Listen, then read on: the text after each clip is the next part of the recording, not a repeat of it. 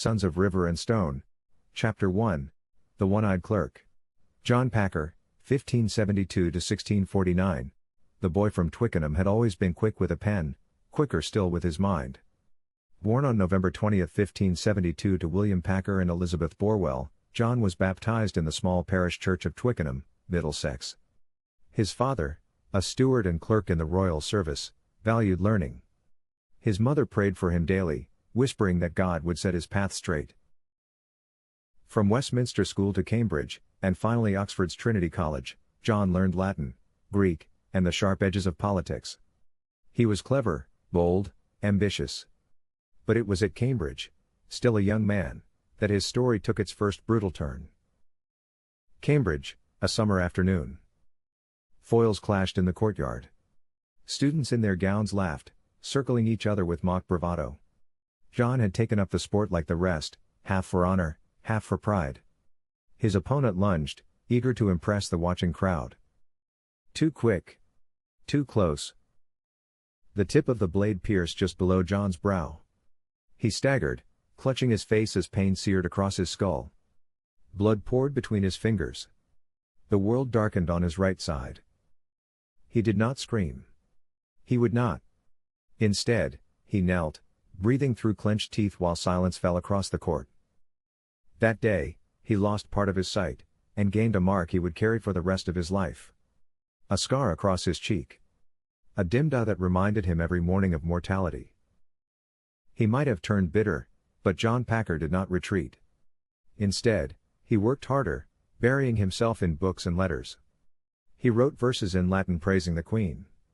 He sought patrons, and found them, Lord Burghley, Thomas, and Richard Sackville, Earls of Dorset, and later the brilliant and dangerous Duke of Buckingham. Their patronage lifted him into court service. In 1604, he was granted reversion as a clerk of the Privy Seal. By 1610 he was travelling with Lord Dorset through France. The scars of Cambridge were behind him, or so he thought. France, 1610. Wine flowed at a noble table.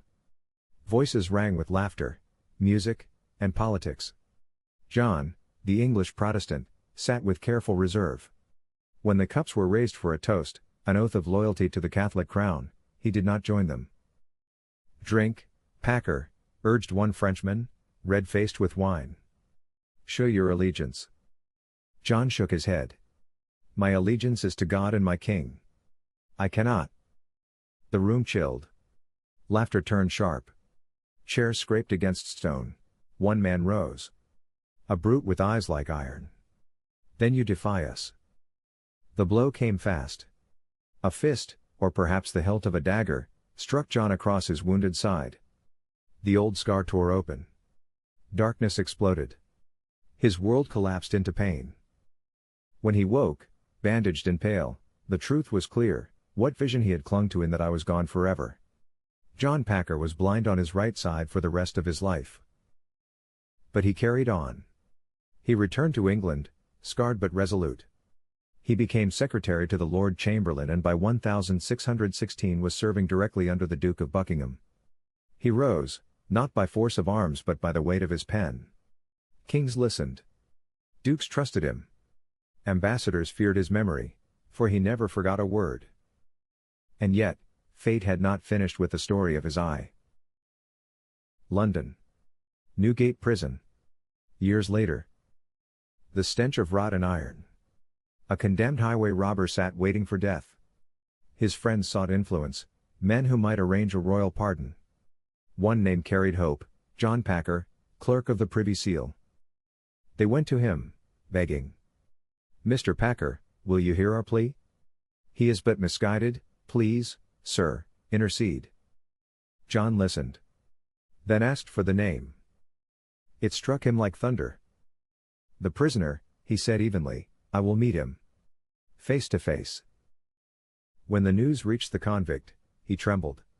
"If it is John Packer," he whispered, "then I am a dead man." They met in a dark chamber, torchlight flickering. John Packer stood tall, scar across his cheek, the blind eye fixed like judgment itself. "Sir," John said softly, "did I ever do you wrong?" The prisoner collapsed to his knees. "No, sir. It was I. I struck you in France. I wronged you, and I beg your pardon. John did not blink. His voice was calm, measured. I forgive you. And I ask God to pardon you as well. The man wept. John turned to the friends. If I secure this pardon, what assurance have I he will not return to wickedness? They swore they would care for him, raise funds to keep him honest. A week later, they returned with a considerable sum, enough to pay for the pardon. John accepted the money. Then handed it back to the convict. Let this be your new beginning. Do not waste it. Such was John Packer, scarred, half-blind, but a man who chose mercy over vengeance. He built St. John the Evangelist's Chapel on his estate at Groombridge, where he prayed and gave generously to the poor. In 1620, he purchased Shellingford Manor in Berkshire, securing the Packer legacy in land as well as spirit. His will in 1645 named his wife Philippa Mills, their sons Philip, John, William, and Robert, and made provisions for the poor of Shellingford, Abingdon, Farringdon, Wallingford, and more. He died in February 1649, buried at St. Margaret's, Westminster, leaving behind not just estates and wealth but a story of scars turned into grace. Chapter 2, The Gentleman and the Ghost, Philip Packer Esquire, 1618 to 1686. The chapel bells at Groombridge tolled gently when Philip Packer was born in 1618, son of John Packer and Philippa Mills. His father's scarred face and quiet authority marked his childhood, but Philip grew up in privilege, tutored in law, philosophy, and scripture. He inherited his father's keen mind and his mother's wit, but his ambitions would take him in another direction, toward the arts, the stars, and architecture itself. At Oxford, Philip became a lawyer of the Middle Temple, yet law was never his sole passion.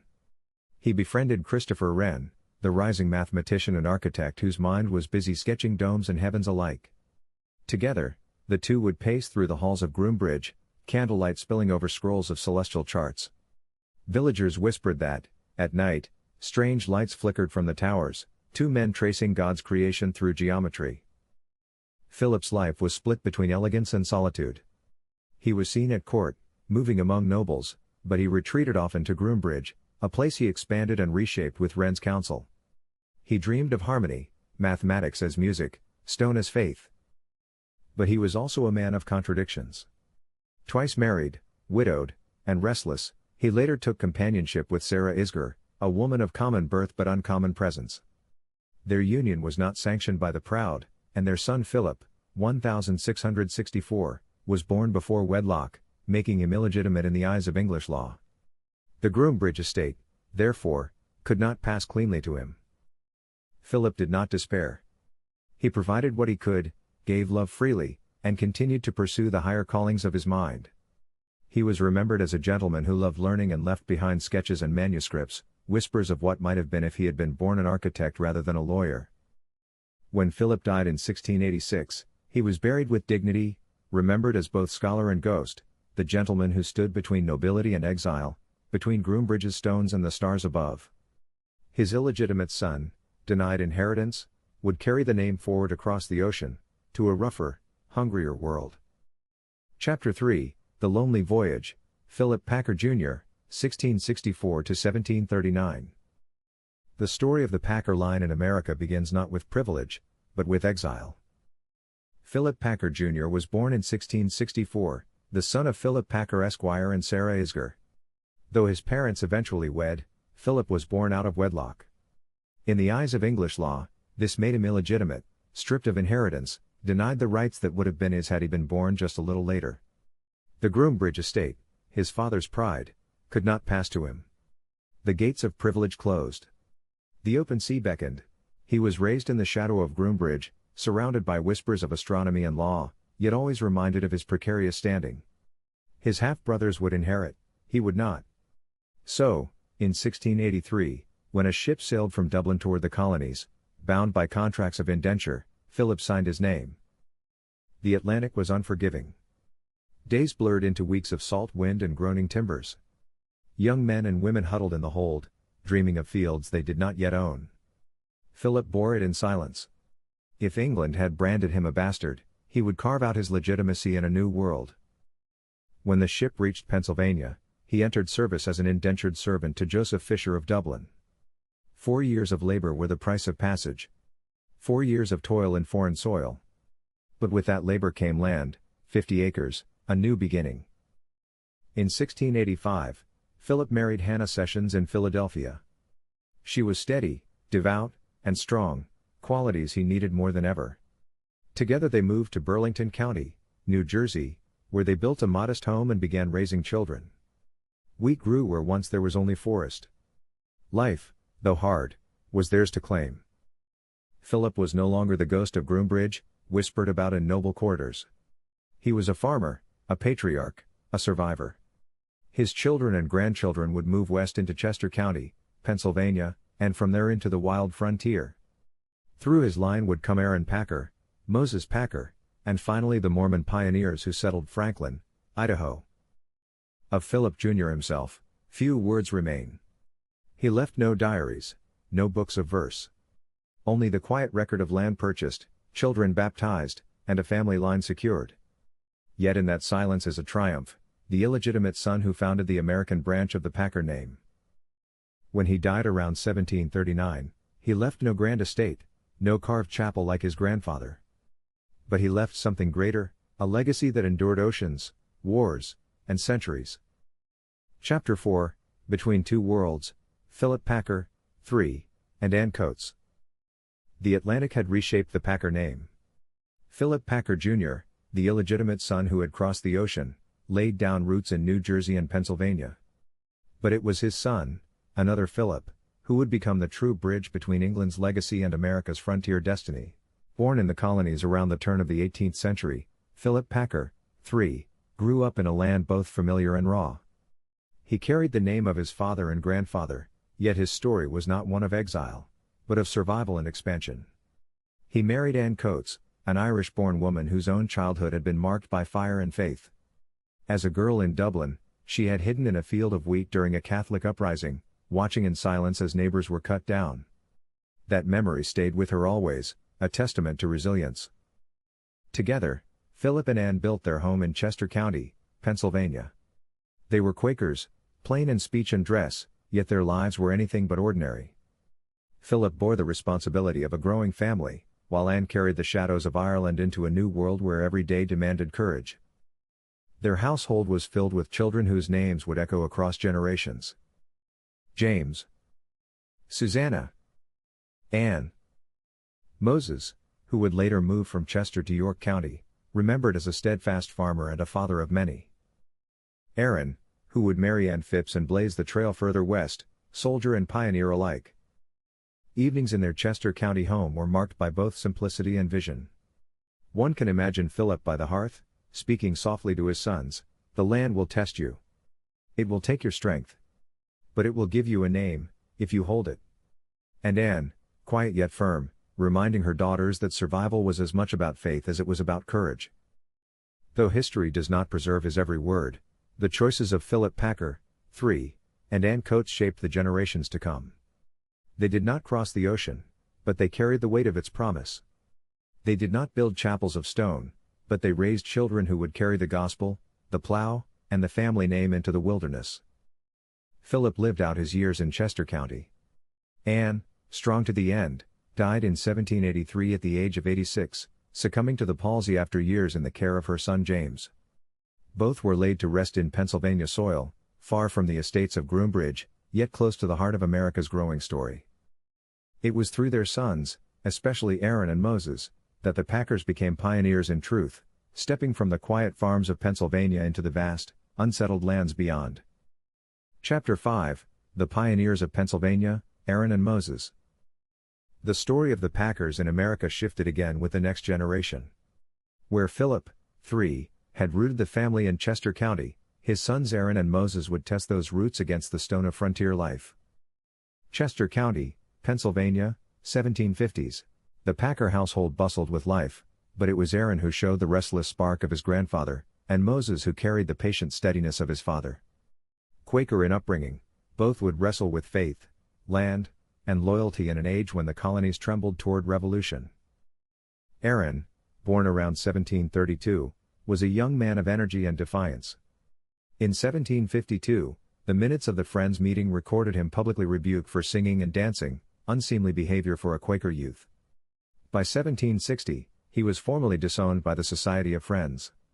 Yet he never abandoned faith, he carried it inward, stripped of formality but no less fierce. He married Ann Phipps, herself descended from Quaker stock, and together they began carving a life out of Pennsylvania soil. Moses, his brother, was steadier, less prone to challenge authority, but no less ambitious. He remained near Chester and later York County, tending land, raising his children, and embodying the quiet diligence of his lineage. When their father Philip grew feeble, it was Moses who supported him, the dutiful son remembered in testimony decades later.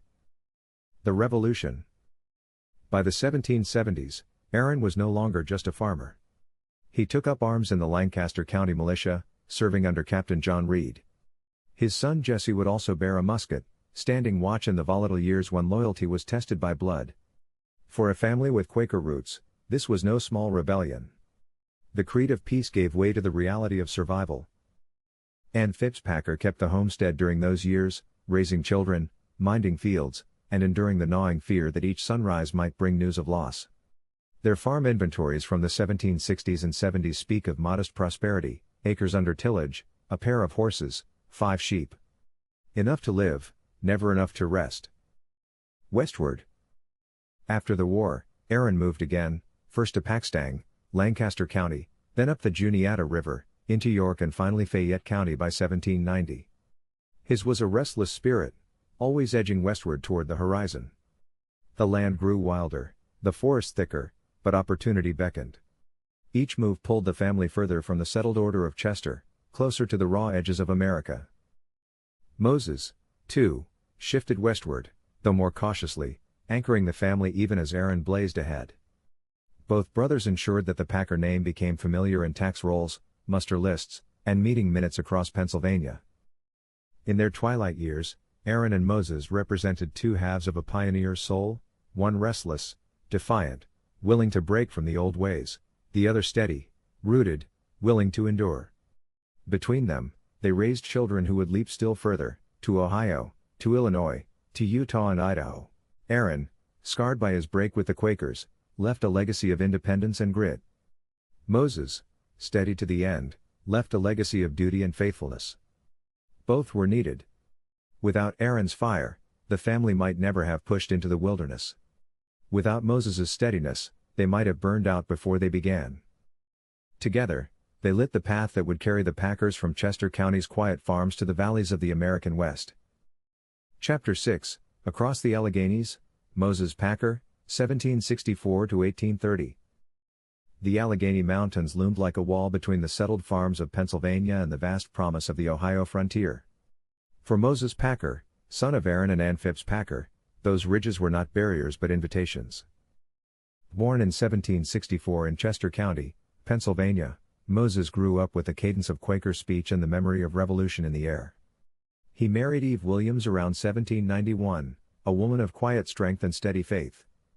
Together they set their course westward, following the whisper of fertile ground beyond the mountains. Fayette County, early 1800s. Moses's name appears in the records of the Redstone Monthly Meeting of Friends. There he and Eve were welcomed, their children entered into the careful script of Quaker clerks.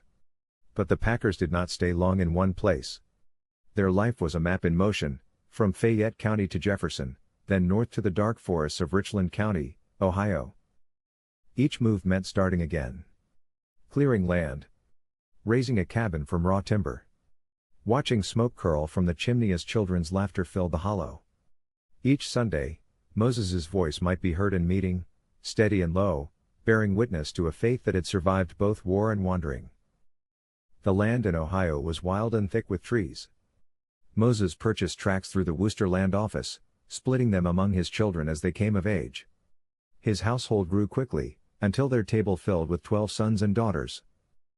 Each name carried forward a piece of the past, a thread in the tapestry stretching back to Groombridge and Twickenham. Neighbors remembered Moses as a strong man, deliberate in word and deed. His faith remained Quaker, though life on the frontier required a harder edge than the meetinghouse walls could contain. He was farmer, father, and patriarch in equal measure. When Moses died in 1830, his will listed only modest possessions, livestock, tools, household goods. The land he had once cleared and claimed had already been distributed to his children. In that act, gifting the soil beneath their feet, he gave them independence, a chance to stand on their own. He was buried in Ohio soil, far from the parish churches of England or the old farms of Pennsylvania.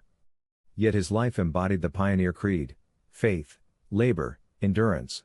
And from him would come the next great leap. Among his sons was Nathan Williams Packer, 1811 to 1875, who would take the family further still, into Illinois, across the plains, and finally into the high valleys of Idaho. Moses Packer had carried the name across the Alleghenies. His children would carry it to the edge of a continent. Chapter 7, The Mormon Pioneer, Nathan Williams Packer, 1811 to 1875.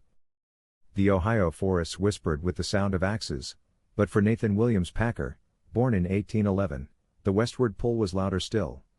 He was the son of Moses Packer and Eve Williams, raised among 12 siblings in the rough-hewn cabins of Richland County, Ohio. From childhood, Nathan knew that life was a frontier, that survival came from work, and that faith could steady a man even when the world shook beneath him. Ohio, 1830s. The Packer farm rang with the rhythm of chores: milking, sowing, harvesting. Nathan learned each craft by hand: how to break a horse, how to fell an oak, how to plant corn deep enough that even the hard frosts could not kill it. Yet beyond the farm, new winds were blowing. Revival tents and traveling preachers stirred hearts. It was an age of visionaries and prophets. In the 1830s, Nathan encountered the message of the Church of Jesus Christ of Latter-day Saints. The words of Joseph Smith reached him like fire: a restored gospel, a people called to gather, a kingdom to be built in the wilderness. To Nathan, who carried Quaker roots in his blood but a restless frontier spirit in his bones, it was revelation. He was baptized, and his allegiance shifted, from Pennsylvania fields to Zion's call. Illinois, 1840s. The Packers joined the gathering at Nauvoo, Illinois, where the Saints built a city out of swampland. Nathan worked with hammer and plow, laying timbers, shaping stone, raising barns and homes. His children grew in the bustle of Nauvoo's streets. But joy turned to fear as mobs gathered, hostility rising against the Mormon settlement. The murder of Joseph Smith in 1844 sent shock through the city. Nathan stood with thousands at the funeral, his heart hardened by grief but steeled by faith. When the exodus came, Nathan did not falter. He yoked his oxen, loaded his wagon, and turned west. The Plains, late 1840s. The trail was long and brutal. Nathan walked beside his team for hundreds of miles, feet blistered, lips cracked from wind. At night, under the great dome of stars, he whispered prayers for his children, for Eve, for strength to see the next sunrise. They buried friends along the way. They shared water until there was almost none left. Yet still they pressed forward. Utah Valley opened like a miracle. The Saints planted crops, built homes, raised walls against hunger and despair. Nathan farmed, traded, endured. His children married into pioneer families, binding the Packers to the heart of Th. Chapter 8, Blood on the Snow, the Bear River Massacre, 1863. The valley looked serene under winter's veil, but beneath the silence lay tension sharp as ice. In January 1863, the settlers of Cache Valley, among them the Packers, woke to the thunder of soldiers' boots and the crack of rifle fire. Just 30 miles north of Franklin, near the frozen banks of the Bear River, the U.S. Army descended upon a Shoshone encampment. The Shoshone, led by Chief Bear Hunter, had suffered years of hunger, broken promises, and encroaching settlements. They raided for survival, and the settlers answered with fear. The Army's solution was not treaty, but slaughter. At dawn on January 29, Colonel Patrick Connor's California Volunteers launched their attack. The camp was ringed in snow, the river iced over, the Shoshone still huddled in their lodges. Within hours, chaos reigned, women clutching children, warriors firing desperately with what little ammunition they had, the smoke of burning lodges curling into the pale sky. Witnesses would later call it the most brutal massacre of native people in the American West.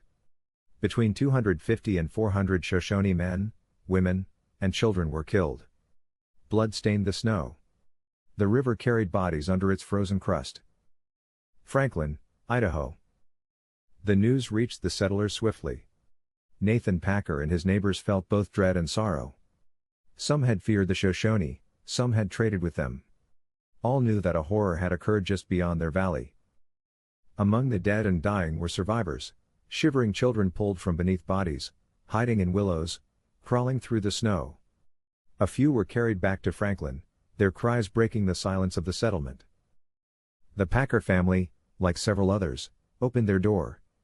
They took in one of the orphan Shoshone children, giving food, warmth, and eventually a place among their own. For years the child lived in their household, a living reminder of the day when the river ran red. Around firesides, whispers lingered, how a Packer child shared a bed with a Shoshone orphan, how two peoples once divided by bloodshed learned to survive beneath one roof. The massacre scarred the valley. The settlers' fields grew, their cabins multiplied, but every winter's snow seemed to carry a memory of that day. Nathan Packer, nearing his final years, walked the streets of Franklin with heavy steps, knowing that his generation had built both refuge and ruin. In the ledger of history, the Packers of Franklin were remembered as builders, pioneers, men and women of faith. But their story, like the valley itself, was shadowed by the tragedy at Bear River. It was a reminder that the frontier was never empty, that every acre of tilled soil carried a cost, measured not only in sweat and stone but in blood. Chapter 9, Building Zion in the Wilderness, the Franklin Settlement. The snows melted from the valley, but the memory of Bear River remained. Franklin, Idaho, the first permanent settlement in the territory, bore both the weight of tragedy and the promise of renewal. For the Packer family, it was the crucible where faith was tested and Zion was built from sagebrush and stone. 1860s Franklin. Cabins dotted the valley floor, rough timbers notched and stacked, smoke curling from rock chimneys.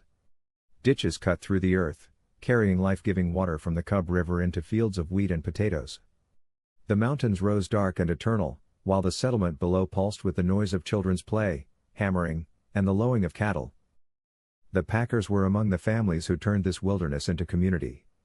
Nathan Williams Packer, now graying, lent his hands to the common good, digging canals, building fences, mending wagons. His sons took to farming, his daughters to weaving and keeping house. On Sundays, they gathered in the meeting house, voices rising in hymns that carried across the valley. But Franklin was not just a village. It was an outpost of faith. Each family believed they were building more than homes, they were building Zion, a holy community in the desert. Every stone laid was part of a covenant. Every furrow plowed was an offering. Trials. The winters were harsh, the kind that cracked timber and froze wells solid. Crops failed more than once, and families shared food from dwindling stores. At times, children went to bed hungry. Yet the community endured. When one roof collapsed beneath snow, neighbors came with saws and rebuilt. When illness struck, women brewed herbs and men rode through the night to fetch a doctor. Suffering was shared, as was hope. The shadow of the Bear River massacre lingered. The Shoshone who remained sometimes visited Franklin, trading goods, watching silently from the edges of fields. Some settlers feared them still, others grieved quietly for what had been lost. In the Packer home, the presence of the adopted Shoshone child bridged two worlds. At night, the child listened as Nathan's grandchildren recited scripture, their voices mingling in the candlelight, a fragile harmony born of blood and grace. Community. By the 1870s, Franklin thrived. New settlers arrived, wagons rumbling down the valley roads. A school was built, its walls echoing with lessons. Dances lit the night with laughter and fiddle music. The Packers, woven deeply into the fabric of the town, watched as Zion grew from an idea into a living place. Nathan himself, though weary from years of labor, often stood at the edge of the fields at dusk. The mountains blazed with sunset. Children ran, their laughter carrying over the furrows. He would close his one good eye and see, in his heart, the chapel his ancestor John Packer had built in Groombridge. Now, centuries later, that same spirit had taken root here, in a valley of the American West. When Nathan died in 1875, Franklin was no longer just a cluster of cabins but a true community, bound by faith, endurance, and sacrifice. The Packers laid him to rest in the soil he had helped claim, his grave a marker not only of a man but of a people who believed the wilderness could become holy ground. In the story of Franklin, the Packers stood as builders, survivors, and dreamers, ordinary souls with extraordinary faith, who turned wilderness into Zion. Chapter 10, Legacy of the Frontier, From Franklin to the Future.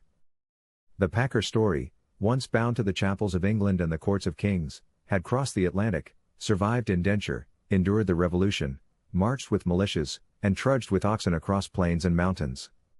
By the time Nathan Williams Packer was laid to rest in Franklin, Idaho, the family name was no longer the mark of a single man but the echo of centuries. Franklin, late 19th century. Nathan's children and grandchildren carried forward his vision. They married into other pioneer families, binding themselves into the fabric of the Cache Valley. They planted orchards, built schools, raised barns that stood like fortresses against the wind. Each Packer child born in the valley was both a settler and a seed of the future. Stories of John Packer's lost eye, Philip's ghostly scholarship, Aaron's defiance, and Moses's endurance lived on in whispered tales told by lamplight. To the children of Franklin, their ancestors were more than names, they were lessons. Scars turned to forgiveness, bastardy turned to legacy, faith carried westward like fire in cupped hands. The American West. As the railroad came, the valley opened to the world. Packer sons hired on as ranchers, clerks, and merchants.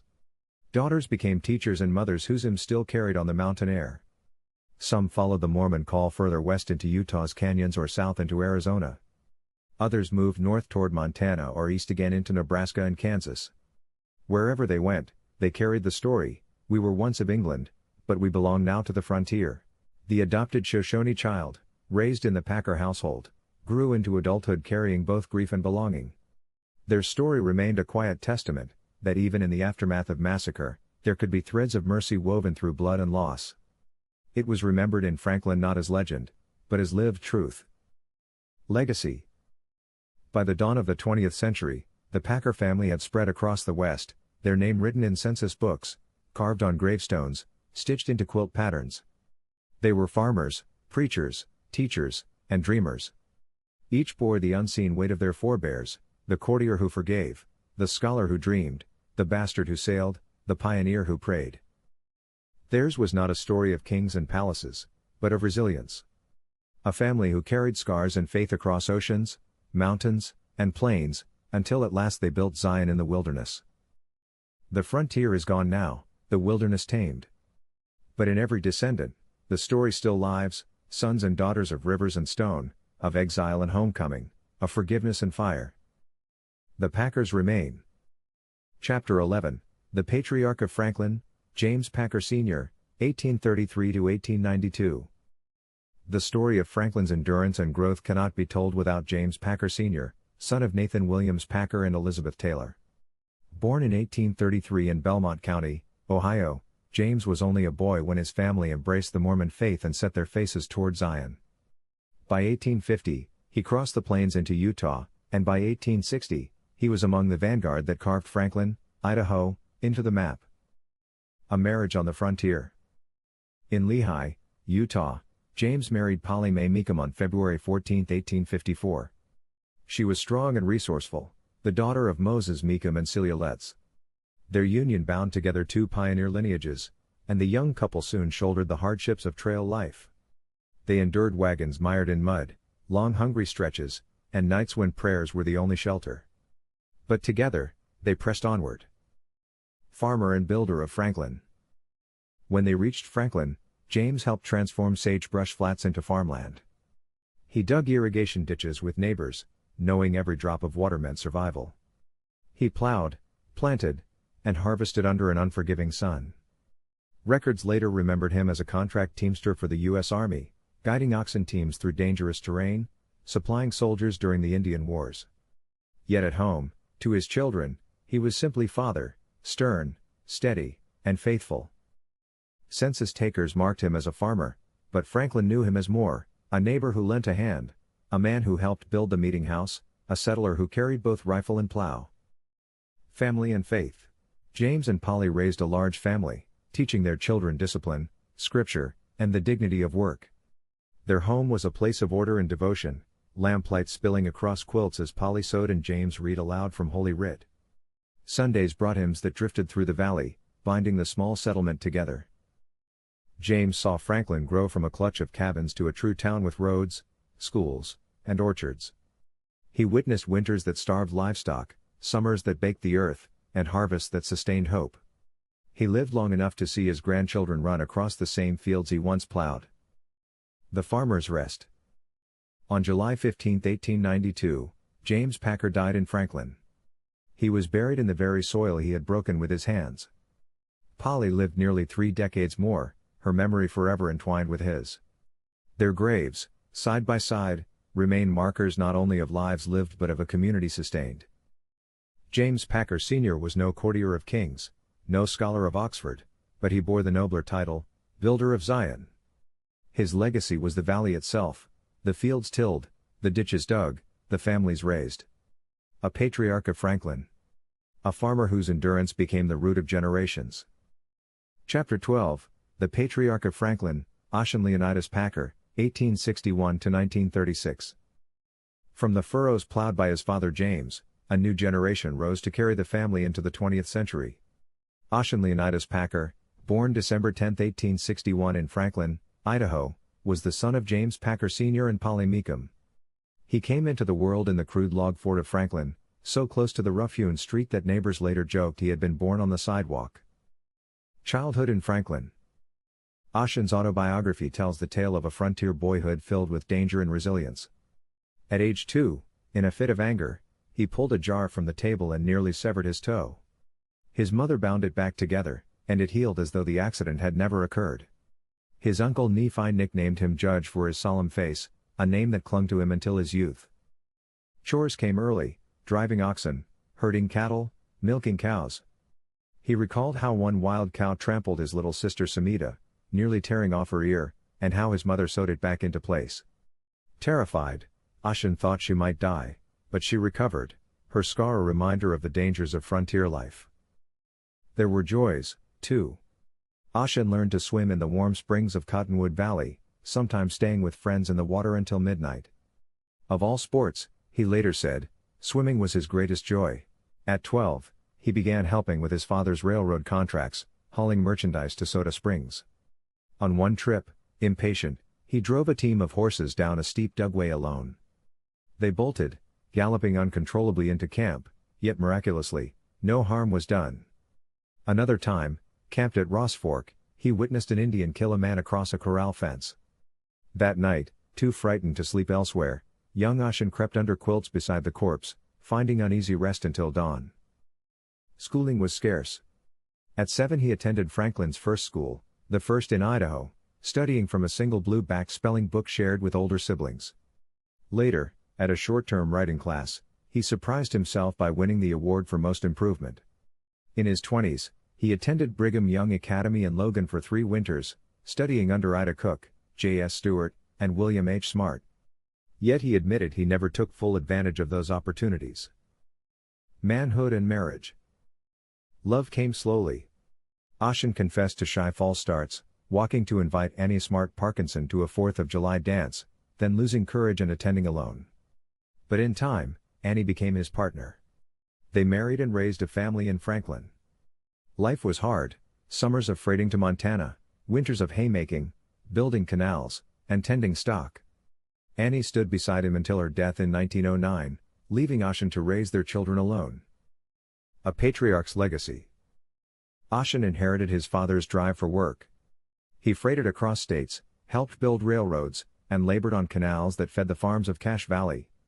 His autobiography is filled with near escapes, nights on frozen ground, and stories of Indians, teamsters, and pioneers. Through it all, he endured.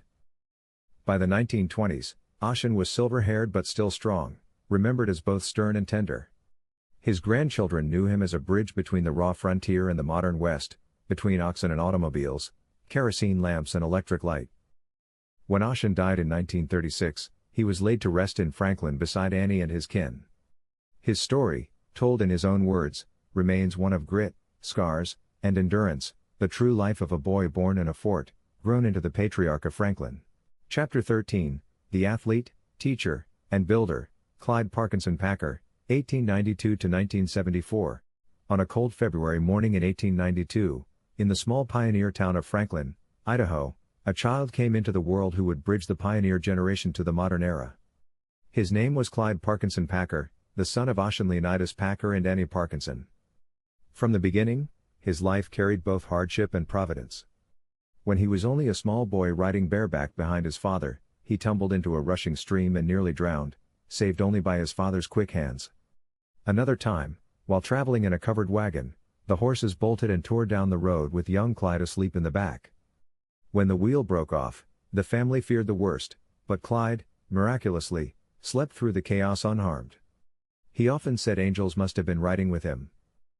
Work was a constant companion of his youth. By 14 he was milking 14 cows on his own, threshing grain until frost gathered on his blankets at night, and swinging a ramrod to drive water lines into Preston. He followed threshers for weeks, earning every dollar with sweat, aching muscles, and sheer determination. Yet alongside the grind of farm work, another love was kindled: athletics. At the Oneida Academy, Clyde discovered basketball, baseball, and tennis. He played with such fire that his grades sometimes slipped, but his natural leadership shone. He became known as the father of basketball at the academy, and by 1911, his team was state champion. At Brigham Young College in Logan, he was chosen All-State forward, helping his team defeat university squads. In 1916, at the University of Utah, he sealed his place in history. Playing in Chicago for the national championship, with 15 seconds on the clock, Clyde took the ball and sank the winning shot. Utah won 28-27. That year he was named to the All-American team, the highest honor in college basketball. While Clyde loved the roar of victory, he cherished something far deeper. In 1910, sitting in a commencement audience, he watched a young woman named Dora Merrill deliver the valedictory. A quiet conviction struck him: that is the woman I will marry. For years, he kept that impression tucked away. Not until he returned to Oneida as a teacher did he finally call her for a date. His heart pounded as she said yes. After 2 years of steady courtship, Clyde and Dora were sealed in the Logan Temple on September 9, 1914. Dora became the anchor of his life, bearing 5 children: Dean, Claire, Preston, Alden, and Dora Lee, while enduring hardship with grace. Clyde threw himself into teaching and coaching at Oneida and later at Ricks College in Rexburg. For more than 20 years he taught theology, physiology, hygiene, and physical education. On the courts and fields, his teams won 8 basketball conference championships, 5 track titles, and a double tennis crown. His players adored him, not only because they won, but because he taught them discipline, teamwork, and faith. Many later became bishops, stake presidents, and even apostles. Clyde rejoiced, not in reflected glory, but in seeing his boys grow into strong Latter-day Saint leaders. In 1917, Clyde took on another challenge: farming. He purchased land on Canyon Creek and spent decades wrestling with drought, hail, and poor prices. At times, the losses seemed crushing. Horses died, crops burned, and discouragement loomed. Yet Clyde and Dora endured. By 1939, he left teaching to farm full-time, and just as war raised prices, their sacrifices bore fruit. At last, their family knew material stability. Clyde also served in the church as a bishop, quorum president, and temple worker. He helped organize some of the first Boy Scout troops in Idaho, believing athletics and scouting to be powerful builders of faith and character. In civil life, he served as justice of the peace, on civic boards, and as a trustee. Through it all, Dora was his partner, faithful, steady, and endlessly resourceful. By the time Clyde passed away in 1974, he had lived as a farmer, athlete, coach, bishop, teacher, and patriarch of a flourishing family. His children married in the temple, his sons became doctors, his daughters lived lives of faith and devotion. The Clyde P. Packer Ideal Male Athlete Award at BYU Idaho stands today in his honor. His legacy was not in trophies or land but in the lives he lifted and the family he built. As he often said, true worth is measured not by wealth, but by kindness, faith, and the courage to fight life's fight. Chapter 14, Life of Preston Merrill Packer, 1922-2008. On August 24, 1922, in the quiet town of Rexburg, Idaho, a 12-pound baby was born to Clyde and Dora Packer. They named him Preston Merrill. By 14, he was already 6 feet 3, a towering figure who would spend his life lifting others with those long arms and strong hands. Merrill's boyhood was carved out of dust and grit on the family's dry farm in Green Canyon, beneath the shadow of the Tetons. He herded cows on foot, drove 10-horse teams, and worked the fields through blazing summers and storm-tossed nights. He remembered forking grain while rattlesnakes dropped from the bundles, and guiding cattle in storms when he feared they might tumble into the canyon. Yet there was sweetness too: ice cream made from snow packed away in straw, evenings in the log cabin, and Sunday drives into Rexburg for church. His parents taught him faith, resilience, and the dignity of work. At Madison High School, Merrill excelled as both scholar and athlete. He was senior class president and lettered in basketball for 3 years. He played football, baseball, and tennis, but basketball was his passion. At Ricks College he became a campus leader, lettering again in basketball and winning election as senior class president. In 1941, a freshman named Ruth Barrett arrived from Roberts, Idaho. Bright, faithful, and beautiful, she captured Merrill's heart. The shadow of war loomed, but love prevailed. On June 23, 1942, Merrill and Ruth were sealed in the Salt Lake Temple by Apostle Marion G. Romney, who had once played football for Merrill's father. Merrill pursued pre-med studies at the University of Utah on a basketball scholarship. World War II interrupted, but the military soon returned him to medical school, recognizing his needed skills. By 1946 he had earned his MD degree. After interning in Norfolk, Virginia, Merrill and Ruth came home to Idaho. In 1948 he opened a small office in Blackfoot, where one of his first patients was a boy with both arms broken. With courage and prayer, Merrill set the bones, and from then on his reputation grew. Over 4 decades he delivered more than 6,500 babies, becoming the trusted family doctor of Bingham County. Merrill and Ruth raised 8 children: Lynn, Barrett, Becky, Ruth Ann, Tom, Reed, Scott, and Rachel. Their home on Walker Street, their farm along the Snake River, and their beloved cabin at Island Park became havens of laughter, water skiing, storytelling, and prayer. He taught his children faith and unity, and reminded them often, "We are a royal family." Church service defined much of Merrill's life. He served as Stake Mutual president, bishop of the Blackfoot 6th Ward for 7 years, Stake High Counselor, counselor in the Stake presidency, temple officiator, and finally as Stake patriarch. Of all these, he felt the patriarchal calling most sacred, blessing not only ward members but many of his own posterity. His blessings carried weight and love, spoken after fasting and prayer. Merrill was also a builder in the community. He helped establish Bingham Memorial Hospital, co-founded the Blackfoot Medical Clinic, and served as chief of staff. He sat on the school board, joined Rotary, and chaired civic committees. He believed a doctor's role was not only to heal the body, but to strengthen the community. Trials tested him. In 1977 he suffered a heart attack and underwent surgery by Dr. Russell M. Nelson, later president of the church. In 1980, he endured a massive stroke that robbed him of words, yet he fought back, learning again to speak, read, and write. He retired from medicine in 1989, but not from service.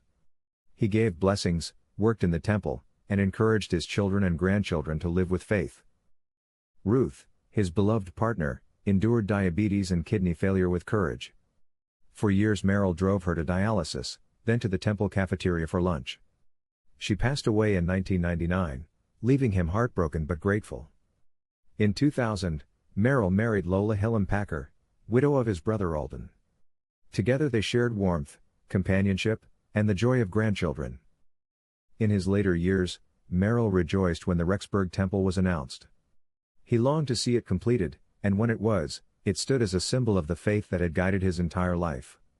Surrounded by his posterity, he repeated his philosophy often: a person's worth is not determined by the career they have. All people have worth. If you want to be successful, show kindness and consideration. No one ever promised us life would be easy. When faced with adversity, the measure of the man or woman is how they fight the fight. On May 1, 2008, Preston Merrill Packer passed away at his daughter's home in Farmington, Utah. He had lived as son, husband, father, healer, bishop, patriarch, and friend. His story is one of endurance, service, and abiding faith, a legacy as towering as the Tetons of his youth.